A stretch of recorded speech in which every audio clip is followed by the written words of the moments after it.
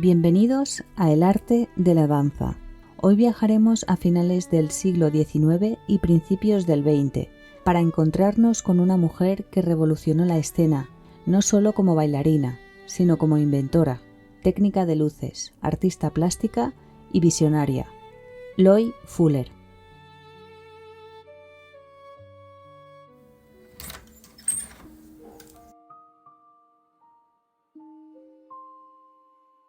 Su nombre resuena todavía como sinónimo de misterio, seda, colores cambiantes y movimiento ondulante. Fuller no solo creó un estilo de danza, sino un lenguaje nuevo para el escenario, donde la luz se convirtió en materia y el cuerpo se expandió más allá de sus límites. Durante este episodio exploraremos su biografía, su filosofía del movimiento, su relación con la técnica y la ciencia, sus vínculos con el Art Nouveau, su vida personal, sus litigios y su legado. Y lo haremos escuchando, sobre todo, su propia voz, palabras que ella misma dejó escritas y que hoy, más de un siglo después, siguen iluminando como haces de luz en la oscuridad. Marie-Louise Fuller nació en 1862 en Hinsdale, Illinois, en una Norteamérica en plena transformación industrial. Su infancia transcurrió en un ambiente humilde y muy pronto buscó en el teatro y en la danza un camino de escape y de expresión. Durante sus primeros años se movió en ambientes de vodevil y variedades. Sin embargo, algo distinto bullía en ella, una búsqueda de formas nuevas, un interés por experimentar. Esa pulsión se materializó un día en Nueva York, cuando jugando con telas y con el azar de la luz, descubrió lo que sería su sello, un baile donde la tela, multiplicada y extendida, se convertía en el verdadero cuerpo.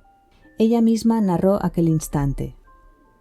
Levanté una parte de mi vestido sobre los hombros, formé una especie de nube que me envolvió por completo, y luego cayó, una masa vacilante de seda esponjosa, a los pies del gerente. Finalmente rompió su silencio y dio a mi danza el nombre de la danza serpentina.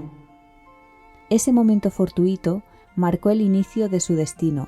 Lo que comenzó como un accidente se transformó en la más célebre de sus invenciones, la Serpentine Dance, que pronto conquistaría Nueva York y poco después París. Al día siguiente de aquel primer estreno en Nueva York, Loie recordó: me levanté temprano para leer los periódicos. Todos los diarios de la ciudad dedicaron desde una columna hasta una página a la maravillosa creación de Loie Fuller. Numerosas ilustraciones acompañaban los artículos. El aplauso resonó en mis oídos como el repique de campanas.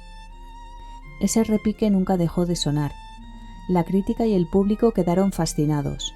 Pronto los escenarios parisinos se abrieron para ella, y fue allí, en Europa, donde alcanzó su consagración. El París del fin de siglo, con sus cafés, sus cabarets, sus teatros y su hambre de novedades, acogió a Fuller como a una musa. Los artistas del Art Nouveau la vieron como una encarnación de sus ideales: movimiento orgánico, formas fluidas, fusión de artes. Toulouse-Lautrec la dibujó.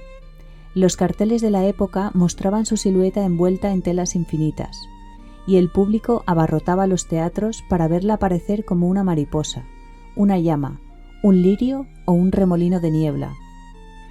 Pero Loie no fue solo espectáculo, fue pensadora de la danza. Dejó escrito un manifiesto sencillo y poderoso. ¿Qué es la danza? Es movimiento. ¿Qué es el movimiento? La expresión de una sensación. ¿Qué es una sensación? La reacción en el cuerpo humano producida por una impresión o una idea percibida por la mente.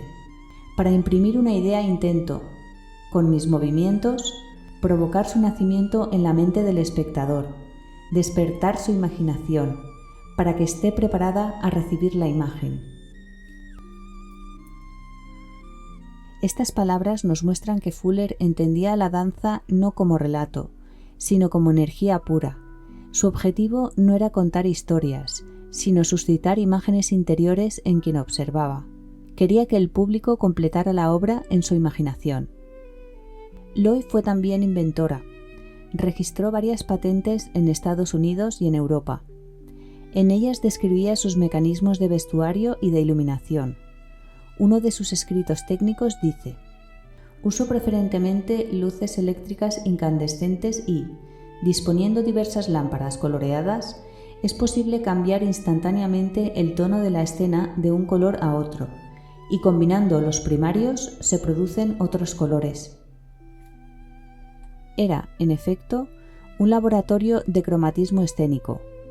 Fuller imaginó el escenario como una paleta de pintor, donde los focos eléctricos eran pinceles y la seda era el lienzo.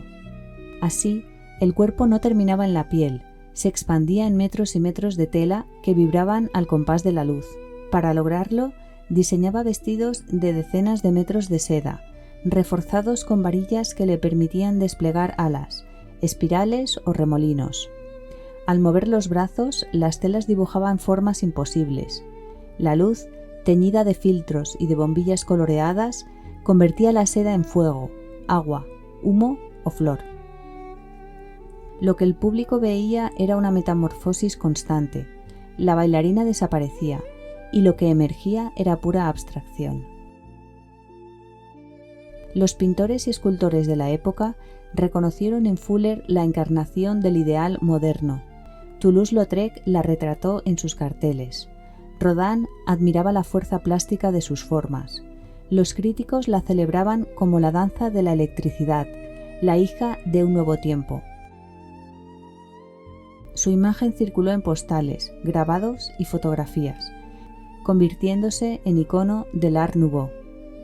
Era la traducción viva de la línea ondulante que dominaba el diseño de la época. Junto a ella, durante gran parte de su vida, estuvo Gabrielle Bloch, conocida como Gab Sorer. Juntas compartieron vida, trabajo y sueños. Sorer fue heredera de su legado y guardiana de su memoria. Fuller se movió en un ambiente donde lo personal y lo artístico se mezclaban. Su vida íntima, sus elecciones y sus afectos formaron parte de un mundo creativo en el que lo femenino, lo queer y lo experimental se unían con fuerza. El éxito trajo imitadores. Muchos copiaban sus vestidos, sus movimientos, sus efectos de luz. Fuller intentó defender su creación en los tribunales, pero la ley no estaba preparada para reconocer la danza no narrativa como obra protegida. Se enfrentó a demandas, a pérdidas, a batallas legales que, en el fondo, anticipaban discusiones actuales sobre propiedad intelectual, performance y originalidad. Loy Fuller también se interesó por el cine, ese nuevo arte que nacía en paralelo a su carrera. Rodó, junto a Gab Sorer, la película El lirio de la vida, en 1921. Aunque gran parte de su obra fílmica se ha perdido, algunos fragmentos sobrevivieron, mostrando cómo su danza se adaptaba al ojo de la cámara. En sus últimos años siguió creando, investigando, escribiendo. Falleció en París en 1928, dejando tras de sí una herencia inmensa. Hoy, cuando vemos la danza contemporánea, los espectáculos de luz, los juegos de telas en coreografías modernas, podemos rastrear la huella de Loy Fuller. Fue precursora de la danza moderna, pionera en el uso de la tecnología en escena, musa del Art Nouveau, científica autodidacta de la luz y, sobre todo, una artista que se atrevió a redefinir lo que significa bailar. Su voz resuena todavía. Para imprimir una idea intento, con mis movimientos, provocar su nacimiento en la mente del espectador, despertar su imaginación. Esa invitación sigue vigente. Su danza nos recuerda que el arte no siempre cuenta historias, sino que a veces simplemente enciende una chispa en nuestra imaginación.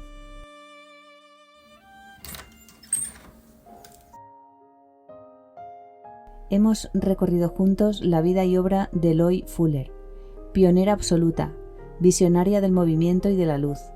Gracias por acompañarnos en este viaje de seda y electricidad, de sombras y resplandores. Esto fue El arte de la danza. Hasta el próximo episodio.